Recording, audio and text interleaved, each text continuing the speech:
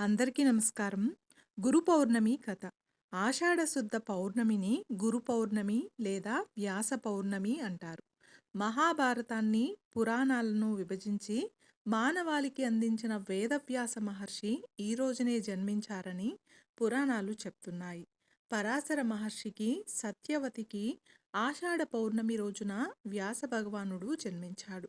వేదాలను 4 భాగాలుగా విభజించడం వలన ఆయనకు వేదవ్యాసుడు అనే పేరు వచ్చింది. అష్టాదశ పురాణాలను, మహాభారతాన్ని రచించి లోకానికి జ్ఞానాన్ని పంచిన తొలి గురువుగా వ్యాసుణ్ణి పూజిస్తారు. అందుకే తమకు జ్ఞానాన్ని ప్రసాదించిన గురువులను దేవుడిగా భావించి ఈ గురు పౌర్ణమి రోజున ప్రత్యేకంగా పూజిస్తారు. అంతేకాదు, గురు పౌర్ణమి రోజున త్రిమూర్తి స్వరూపుడైన శ్రీ గురు దత్తాత్రేయ స్వామిని ఆది గురువుగా భావించి పూజిస్తారు. సృష్టిలో మొదటి గురువుగా దత్తాత్రేయుణ్ణి భావిస్తారు. మరి ఇంతటి పవిత్రమైన రోజున దత్తాత్రేయ స్వామివారి జన్మకథ వింటే సకల శుభాలు కలుగుతాయి. జన్మల పాపాలు తొలగిపోతాయి. మరి అంతటి పవిత్రమైన కథను ఇప్పుడు విందాం. కథలోకి వెళ్ళే ముందు ఒక్క లైక్ చేసి జై గురు దత్త అని కామెంట్ చేయండి.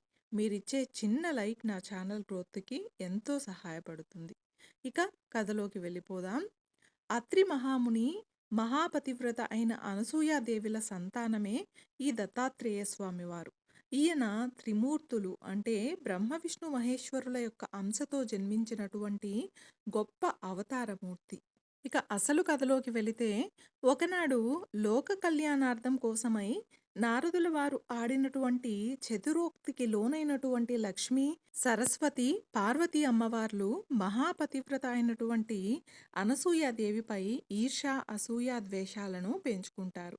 ఇక నారదుల వారు అనసూయాదేవి యొక్క పాతివ్రత్యాన్ని గురించి బ్రహ్మ విష్ణు మహేశ్వరుల యొక్క ధర్మపత్నుల ముందు విశేషంగా ప్రశంసిస్తాడు. ఇక వారి మనసు నిండా కూడా దావానంలా వ్యాపించి ముగ్గురు అమ్మవార్ల గుండెలు బగ్గుమంటాయి.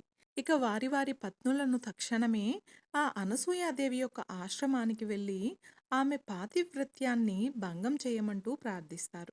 ఇక త్రిమూర్తులు ఎంత వారించినా కూడా వారి మాట వినరు. ఇక చేసేది ఏమీ లేక వారు సన్యాసి వేషాలు ధరించి అత్రి, అనసూయాదేవి యొక్క ఆశ్రమం యొక్క ప్రాంతం ముందు పాదం మోపుతారు. ఇక త్రిమూర్తుల పాద స్పర్శకు భూదేవి కూడా పులకరించిపోతుంది. ఆ విధంగా వారు ఆశ్రమానికి చేరుకుంటారు. ఆశ్రమ వాతావరణం అంతా కూడా చాలా ప్రశాంతంగా, ఆహ్లాదకరంగా ఉంటుంది. అక్కడి చక్కని ప్రకృతి అందాలకు, రమణీయమైనటువంటి వాతావరణాన్ని చూసి ఈ భూలోకవాసులు ఎంతటి అదృష్టవంతులో కదా! మన ముగ్గురం కూడా చిన్నారి పిల్లల వలె ఈ యొక్క ముని బాలకులతో కలిసి ఆడుకుంటూ ఉంటే ఎంత బావుంటుందో కదా! అనుకుంటూ తన్మయత్వంతో ఆ త్రిమూర్తులు అనుకుంటూ ఉంటారు.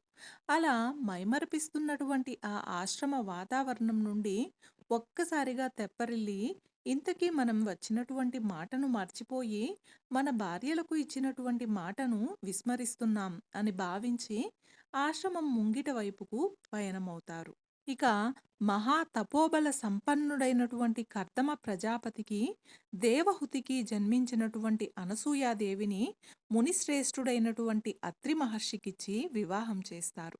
అప్పటి నుండి కూడా ఆమె గృహస్థురాలిగా గృహస్థ ధర్మాన్ని చక్కగా నిర్వర్తిస్తూ అత్రి మహర్షికి అనేక సేవలు చేసుకుంటూ, అతిథి అభాగ్యులను ఆదరిస్తూ, తన యొక్క పతి సేవతో చక్కగా పాతివ్రత్య మహిమతో ముల్లోకాలను కూడా అబ్బురపరుస్తూ ఉండేటటువంటి మహాపతివ్రత ఆ తల్లి. ఇక దివ్య తపో తేజోమూర్తి అయినటువంటి అత్రి మహర్షిని చూసినంతనే ఆ త్రిమూర్తులు ముగ్ధులవుతారు. ఇక సాధువుల రూపంలో ఉన్నటువంటి ఆ త్రిమూర్తుల ముగ్గురిని చూసి ఆ పుణ్యదంపతులు వారిని సాదరంగా ఆశ్రమంలోకి ఆహ్వానించి ఉచిత ఆసనాలు ఇచ్చి స్వాగత సత్కారాలు చేస్తారు. ఆ తరువాత మీరు ముగ్గురు బ్రహ్మ విష్ణు మహేశ్వరుల వలె వచ్చినట్లుగా వచ్చి మా ఆశ్రమాన్ని పావనం చేశారు. భోజనాలు సిద్ధం చేశాను రండి అంటూ అనసూయాదేవి ఆహ్వానం పలుకుతుంది. ఇక అత్రి మహర్షితో కలిసి ముగ్గురు సాధువులు కూడా ఆసీనులవుతారు. ఇక వడ్డన ప్రారంభించేందుకు సిద్ధమవుతున్న ఆ అనసూయాదేవితో ఆమె దుస్తులు ధరించకుండా నగ్న రూపంలో వడ్డిస్తేనే తాము భుజిస్తామంటూ వారు చెప్తారు. వారి పలుకులు ఆ పతివ్రతా తల్లికి శిరస్సున పిడుగుపడినట్లుగా అనిపిస్తుంది.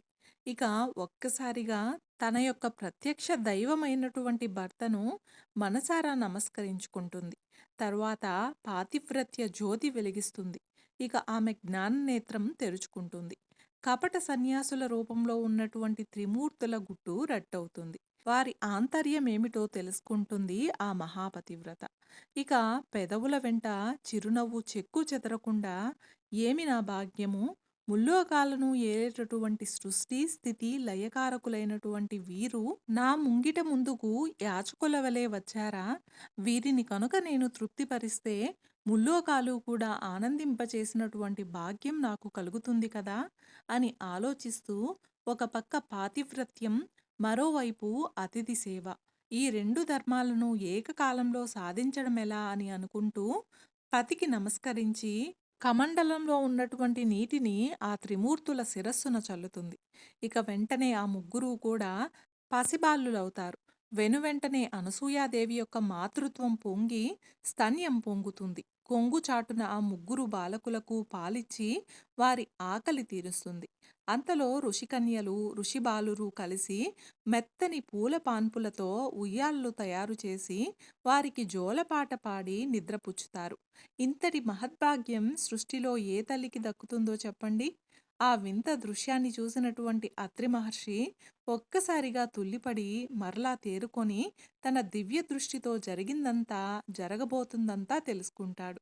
ఇక త్రిమూర్తుల యొక్క ఆశ్రమ ప్రవేశ సమయంలోనే ఆశ్రమ వాతావరణానికి తన్మయత్వంతో పలికినటువంటి పలుకులే కార్యరూపం దాల్చడం బ్రహ్మవాక్కుగా తలచి ఆ చిన్నారుల బుడిబుడి నడకలతో ఆడుతూ గెంతుతూ ఆ ముని బాలకులతో కలిసి వారి కలలను పండించుకుంటూ ఉంటారు. ఇక మానవులకు బాల్య, కౌమార, యవ్వన, వార్ధక్యాలలో ఆనందంగా సాగేది బాల్యదశే కాబట్టి అది మధురానుభూతిని మిగులుస్తుంది. కాబట్టి వారు కూడా ఆ పసిబాలుల రూపంలో ఉన్నటువంటి బ్రహ్మ విష్ణు మహేశ్వరులను చూసుకుంటూ మురిసిపోతూ ఉంటారు. కన్నని తల్లిదండ్రులైనటువంటి అత్రి అనసూయల యొక్క పుత్రవాత్సల్యం, ప్రేమానురాగాలు ఆ త్రిమూర్తులకు చాలా కాలం పాటు కొనసాగుతూ ఉంటుంది. అలా ఉండగా ఇక లక్ష్మీ, సరస్వతి, పార్వతీదేవిల భర్తల యొక్క ఆచూకీ తెలియక గుబులు పుడుతుంది. అంతలో నారదుల వారి వలన అత్రి మహర్షి యొక్క ఆశ్రమం నందు జరిగినటువంటి వింత గురించి తెలుసుకుంటారు. దాంతో అనసూయాదేవిపై ఏర్పడినటువంటి ఈర్ష, అసూయ, ద్వేషాలు పటాపంచలవుతాయి వారికి. ఇక వెంటనే వారి యొక్క స్వరూపాలతోనే అనసూయ అత్రి మహాముని యొక్క ఆశ్రమానికి చేరుకుంటారు. వారిని మునికన్యలు స్వాగతిస్తారు. ఆ సమయంలో అనసూయమ్మ ఆ చిన్నారులకు పాలిచ్చి ఊయలలో పడుకోబెట్టి జోలపాడుతూ ఉంటుంది. అంతలో ఆ ముగ్గురమ్మలను చూసి సాదరంగా ఆహ్వానించి స్వాగత సత్కారాలతో సుఖాసీనులను చేస్తుంది.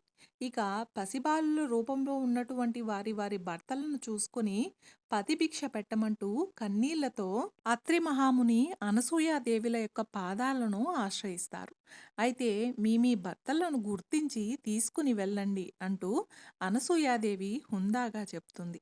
ఒకే వయసుతో, ఒకే రూపంతో అమాయకంగా నోట్లో వేలు వేసుకొని అలా నిద్రిస్తూ ఉన్నటువంటి జగన్నాటక సూత్రధారులను ఎవరు ఎవరో గుర్తించలేకపోతారు ఆ తల్లులు.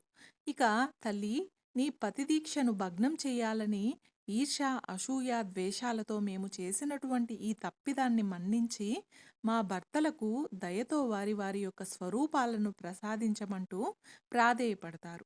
అప్పుడు ఆ అనసూయాదేవి తిరిగి పతిని తలుచుకొని కమండలంలోని నీటిని తీసి వారిపై చల్లగా త్రిమూర్తులు సాక్షాత్కరించి ఈ యొక్క ఆశ్రమవాస సమయమునందు మీరు కన్న తల్లిదండ్రుల కంటే కూడా మిన్నగా మాకు పుత్రవాత్సల్యాన్ని పంచిపెట్టారు. అయితే మీకు ఏం వరం కావాలో కోరుకోండి, మేము తప్పక ప్రసాదిస్తాము అని అడుగుతారు. అప్పుడు వారు, నాయనలారా, ఈ పుత్రవాత్సల్య భాగ్యాన్ని మాకు మీరు ఈ విధంగా పంచారు. అది మాకు శాశ్వతంగా ఉండే విధంగా అనుగ్రహించండి అంటూ వరం కోరుకుంటారు ఆ దంపతులు. ఇక అనసూయ ఆ ముగ్గురిని కూడా తన పిల్లలుగా బ్రహ్మ విష్ణు మహేశ్వరుల అంశతో దత్తాత్రేయుడుగా జన్మించవలసిందిగా వరం అడుగుతుంది. ఇక ఉయ్యాలలో ఉన్నటువంటి ఆ బాలురు అత్రి అనసూయాదేవులకు బిడ్డలై కొంతకాలం పెరిగిన తరువాత బ్రహ్మ శివుడు వారి వారి అంశలను దత్తనారాయణుడికి ఇస్తారు. అప్పటి నుండి ఆ స్వామివారు దత్తాత్రేయ స్వామివారిగా అవతారమెత్తుతారు. ఈ విధంగా దత్తాత్రేయ స్వామివారి జననం జరిగింది. ఇక గురు పౌర్ణమి రోజునే శివుడు ఆదియోగిగా మారి మొదటిసారిగా సప్త ఋషులకు యోగ విజ్ఞానాన్ని అందించాడని పురాణాలు చెప్తున్నాయి. ఇక పరమశివుడు దక్షిణామూర్తిగా మారి సప్త ఋషులకు జ్ఞానబోధ చేసిన రోజు ఇదే. వేల సంవత్సరాల క్రితం హిమాలయాలలో పరమశివుడు ఆనంద తాండవం చేస్తూ యోగస్థితిలో ఉన్నప్పుడు 7 సాధకులు సప్తర్షులు ఆయనను ఆశ్రయించారు. శివుని అనుగ్రహం కోసం వారు దశాబ్దాల పాటు కఠోరమైన సాధన చేశారు.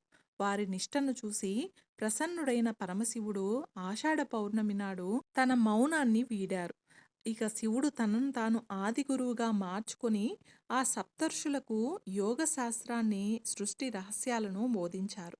ఆ రోజే గురు శిష్య పరంపర అంకురార్పణ జరిగింది.